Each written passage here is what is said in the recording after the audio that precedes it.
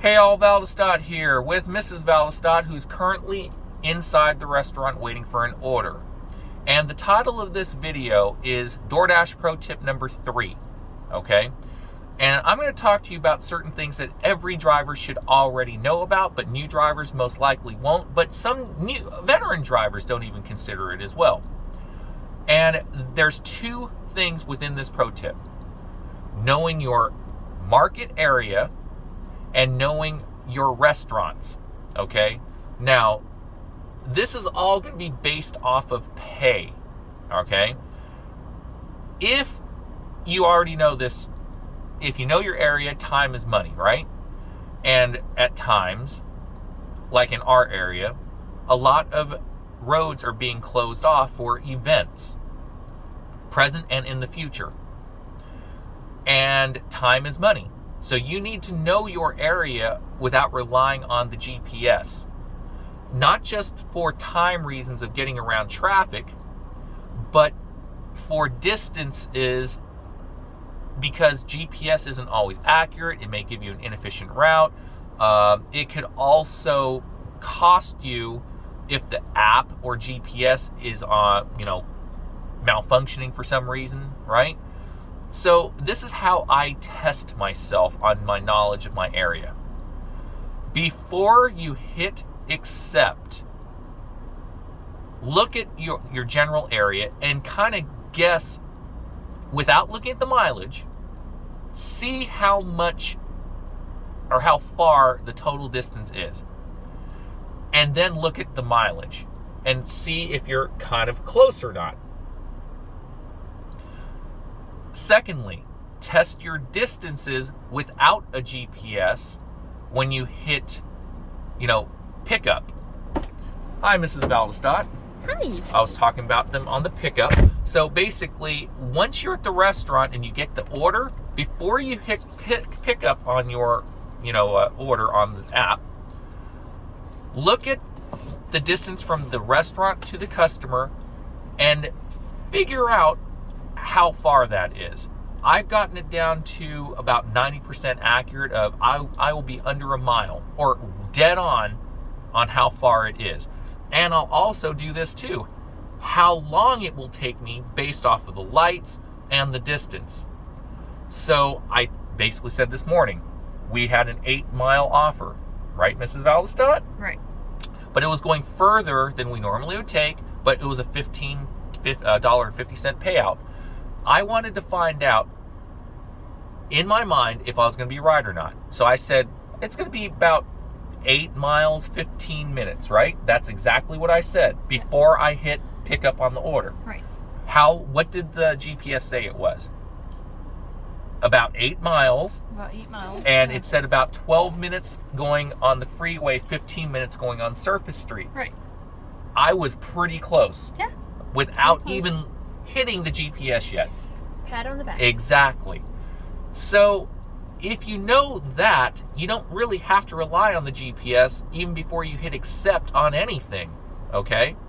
Also, pro tip number 2 of 2 in this pro tip number 3 series: know your restaurants. What I mean by that isn't just about, are the restaurants slow or busy? That should automatically be a given, okay? You should know that, hopefully, by now. But because DoorDash, before you hit accept on an order, they don't give you the subtotal dollar amount anymore. They only give you a menu itemized list of what the customer ordered. So in order to counteract them removing the subtotal amount, get a menu list, whether paper or kind of memorize the list from online in your head, or kind of just know what they serve and put a guesstimate dollar amount of anywhere from $10 to $15 per plate, okay, for entrees. And side items, put an estimate of $2 to $5 per side, whether it's a side salad, whether it's a mac and cheese side, whatever. Then do a quick math calculation of how much guesstimating. Let's say you have 11 items, 5 are entrees, 6 are sides. If you have 5 entrees at $15 a piece, that's $90, right? 6 sides of, let's say, $5, right? That's $30. That's $120 subtotal. Do 10% off that. That's $12 tip. 15%, right? Off 120, right? You want me to do the math? Yeah, do the math.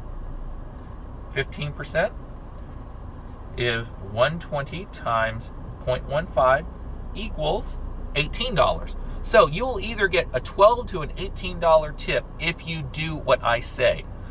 A lot of research goes a long way, okay?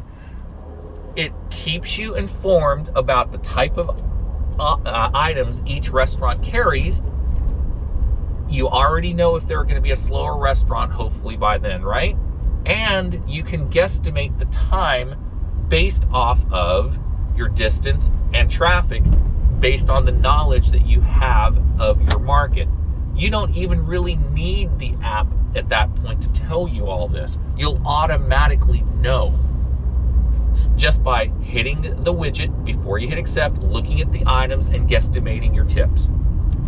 So, why did all this come about, Mrs. Valestott? Briefly. What brought this pro tip number 3 conversation? We're going on 6 minutes, so we're doing pretty good. Well,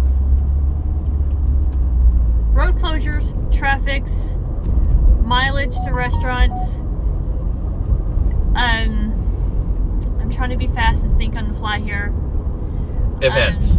The events that we're having in our area that's closing down the roads, highly traffic roads. And we're having to pick and choose of which areas we go to, what restaurants we go to, and as compared to a normal setting with no closures and no events, right?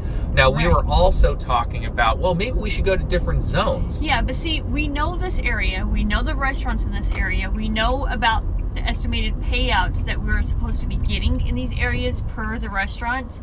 So if we basically relocate from this area, and let's say we go to our neighboring zones, let's say Hamilton Place area, the mall area, and we go up there, and we hate that area. We don't like the area. We don't know the area, so we're going to be going out there, driving more miles. We don't know what's coming from those restaurants. We don't know the payouts that we're supposed to be getting from the restaurants. We don't know the restaurant items. We don't know the subtotals from those.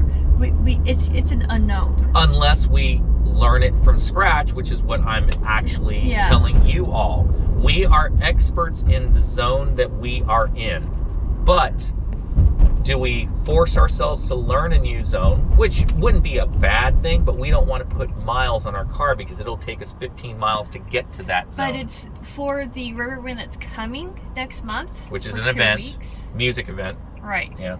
It's something we may have to do if we don't want to put up with the road closures and the traffic that we know is coming. Or just take those 2 weeks off and suffer. So you all have something to think about. If you have special events like we do this upcoming summer, next month, we have an Ironman tournament coming this Sunday. Yeah, tomorrow.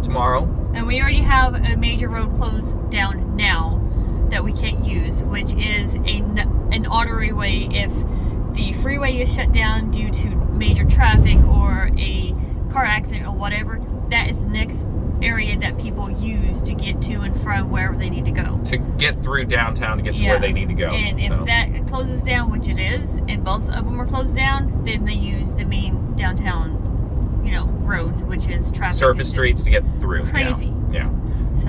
So pretty much this is the reason for the video, folks. Just keep the information and tips in mind. It really will help you regardless if you know what the restaurant sells and the prices for them and know your area so that you don't actually have to rely on the apps or GPS. It will benefit you. So I think that's it, unless you have something else to add.